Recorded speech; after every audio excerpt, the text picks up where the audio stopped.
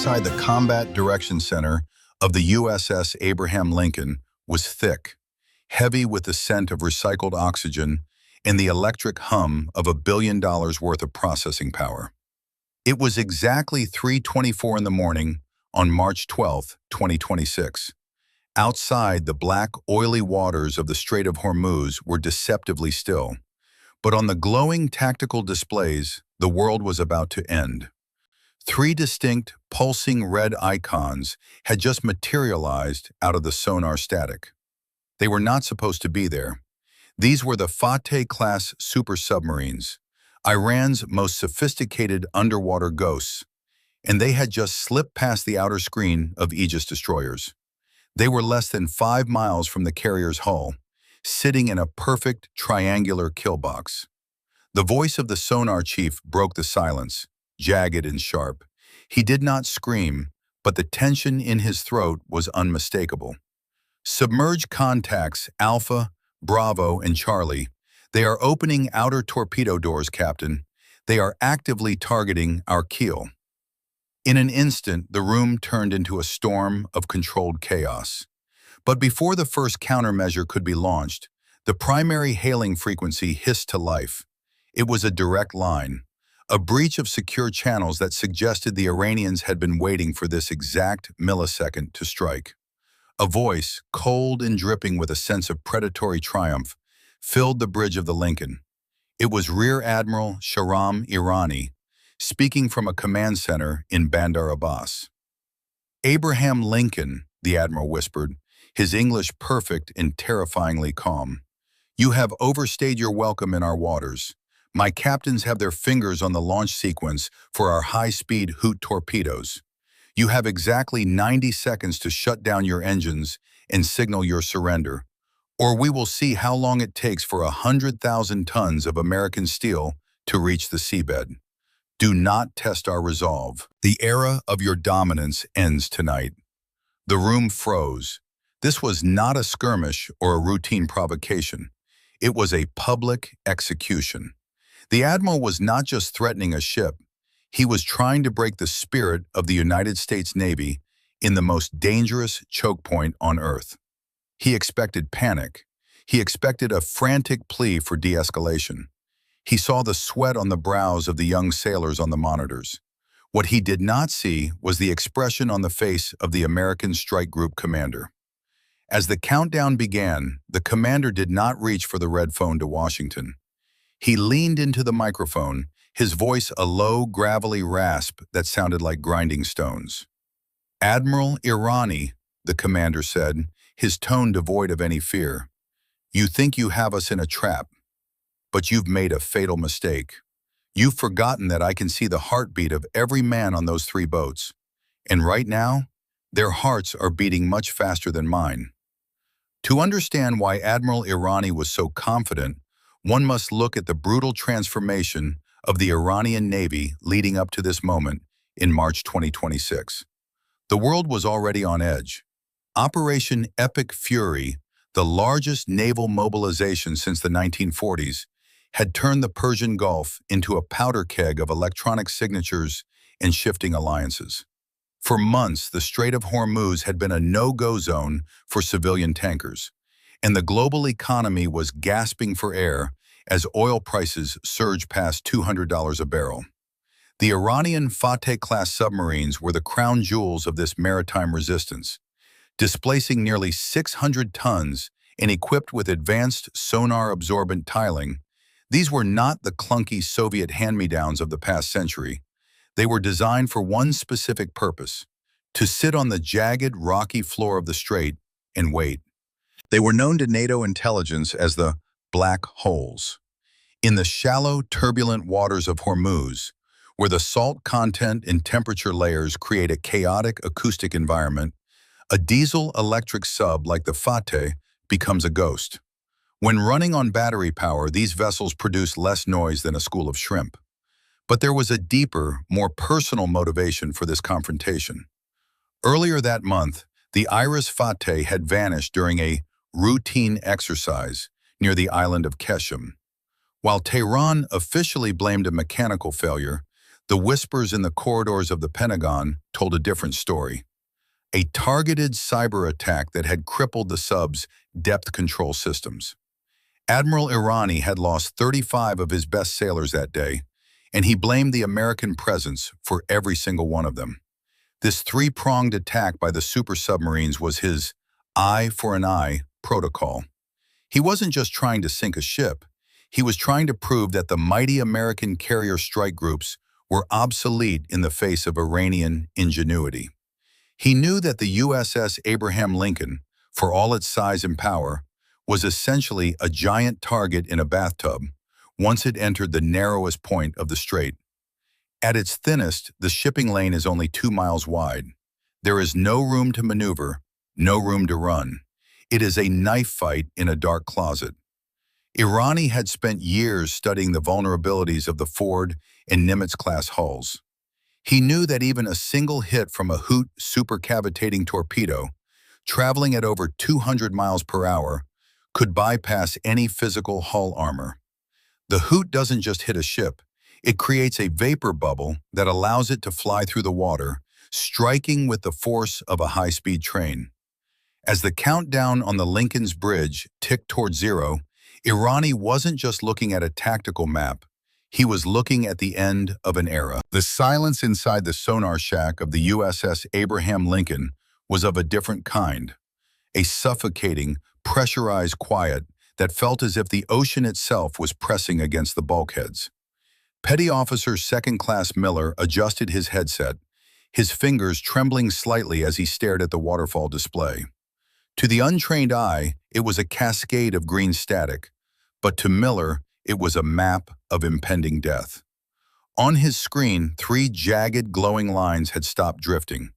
They had sharpened into solid, terrifying vertical pillars. "They're active," Miller whispered, his voice cracking. "Multiple transient signals. Captain, they just flooded their tubes. We have high-speed signatures. Hoot torpedoes in the water. 1, 2, 4 of them. Speed is over 200 knots. Impact in 60 seconds. The Hoot is a nightmare of physics. Unlike a traditional torpedo that pushes through the water, the Hoot creates a bubble of air around itself, a process called supercavitation. It literally flies through the sea at speeds that make traditional evasion impossible. But the Lincoln was not a defenseless whale. It was the centerpiece of a 21st century digital fortress. "Deploy the Tritons," the commander ordered, his voice as cold as a morgue. "Launch the Mark 6 acoustic decoys, now." Outside, beneath the churning wake of the carrier, small hatches hissed open. 2 Triton unmanned submersibles, sleek, 3-foot-long drones, slid into the abyss. These were the ghosts of the American Navy, 2026's answer to the Iranian threat. At the same time, the ADC Mark 6 units began their work. These acoustic device countermeasures didn't just make noise, they were sophisticated simulators. They began to broadcast the massive, rhythmic thumping of the Lincoln's 4 propellers, creating phantom carriers in the water. To the Iranian sonar operators on the Fateh-class boats, the world suddenly became a hall of mirrors. On their screens, the single target of the American carrier splintered into 5, then 10, then 15 different ships, all moving in different directions. The Hoot torpedoes, guided by their primitive but fast internal logic, began to hunt the wrong shadows. "One torpedo just detonated on a decoy," Miller reported, a bead of sweat falling onto his console. "2 more have lost track. They're circling. They're hunting for the real hull." But the tension was far from over. One torpedo, the 4th one, hadn't been fooled. Whether by luck or a freak of the thermal layers in the strait, it had locked onto the massive heat signature of the Lincoln's nuclear reactors. It was closing the distance at 300 feet per second. The sonar pings changed from a rhythmic pulse to a frantic, high-pitched chirp, the sound of a hunter that has finally seen its prey's eyes. On the bridge, the countdown hit 15 seconds. The junior officers gripped their stations, waiting for the shockwave that would rip through the keel and send 10,000 tons of seawater into the engine rooms. The silence returned, heavier than before. Everyone was breathing the same air, staring at the same red dot on the screen as it merged with the blue dot of the carrier. "Brace for impact!" the tactical officer screamed. But the impact never came.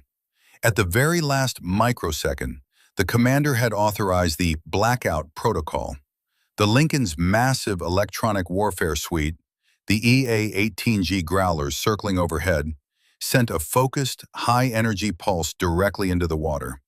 It was a sledgehammer of electromagnetic energy designed to fry the guidance chips of anything with a circuit board. The fourth Hoot torpedo didn't explode, it simply died. Its guidance fins locked, its engine cut out, and it sank into the black silt of the Hormuz floor, 300 feet from the carrier's side.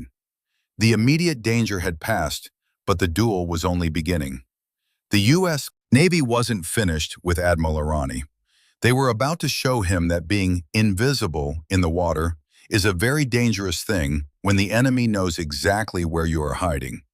The silence that followed the failure of the fourth torpedo was more deafening than any explosion could have been. In the Iranian command center in Bandar Abbas, the air conditioning seemed to fail all at once. Admiral Irani stared at his monitors, watching the green ghosts of his super-submarines flicker and fade. On the bridge of the USS Abraham Lincoln, the commander picked up the handset once more. His voice was no longer a rasp, it was a blade. "Admiral Irani, I believe your 90 seconds are up," the commander said, his tone dripping with a cold, professional disdain. "Your captains are currently sitting in 3 very expensive steel coffins. They are holding their breath, hoping that their acoustic tiling is doing its job. They are praying that we have lost them in the clutter of the strait. But I want you to look at your secondary data link, right now."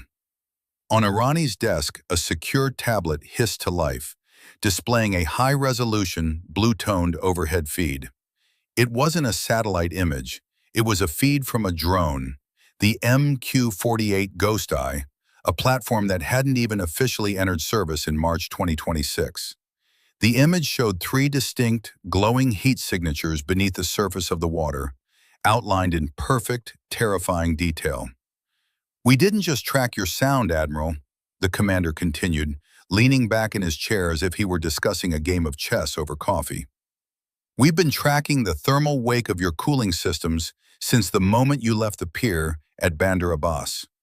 Your Fateh-class boats might be silent to an old-fashioned ear, but to a blue-green laser LiDAR system, they glow like neon signs in a dark alley. We have had a Mark 54 Mako torpedo preset on each of your hulls for the last 45 minutes. My fire control officers have been bored, Admiral. They've been waiting for you to do something interesting." There was a long, jagged pause on the other end of the line. The sound of heavy, ragged breathing was the only response from the Iranian side. The psychological dominance was total. The black holes were not hiding. They were being watched like fish in a bowl. "Here is what is going to happen next," the commander said, his voice rising just enough to command the room. "You are going to order your captains to surface immediately.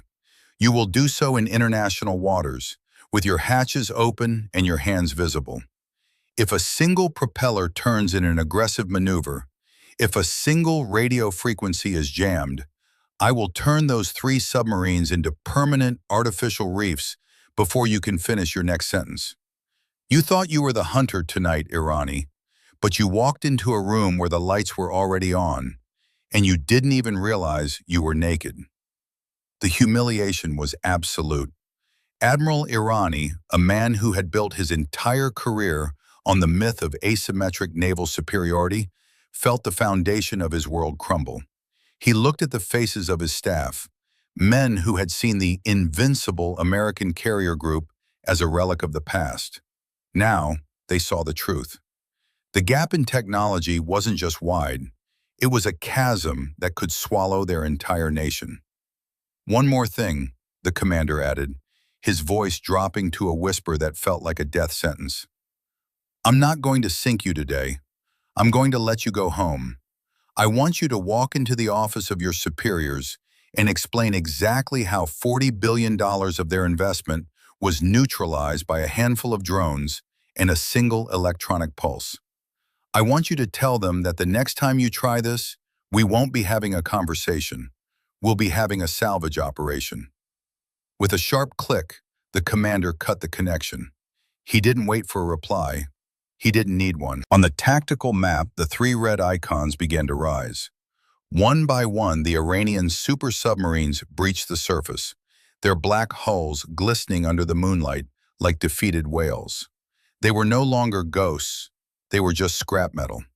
As the first rays of light touched the radar masts of the USS Abraham Lincoln on the morning of March 13, 2026, the Strait of Hormuz looked like any other day in a high-stakes zone of operations. But beneath the surface, the hierarchy of the world's oceans had been rewritten. The three Iranian super-submarines, once the silent predators of Tehran's naval strategy, were now nothing more than visible, vulnerable silhouettes limping back toward the coast of Bandar Abbas. For Admiral Irani, the walk to his superior's office would be the longest of his life. He had promised a spectacle of American humiliation. Instead, he had provided the world with a masterclass in modern electronic dominance. The strategic fallout of this encounter was felt instantly across the globe.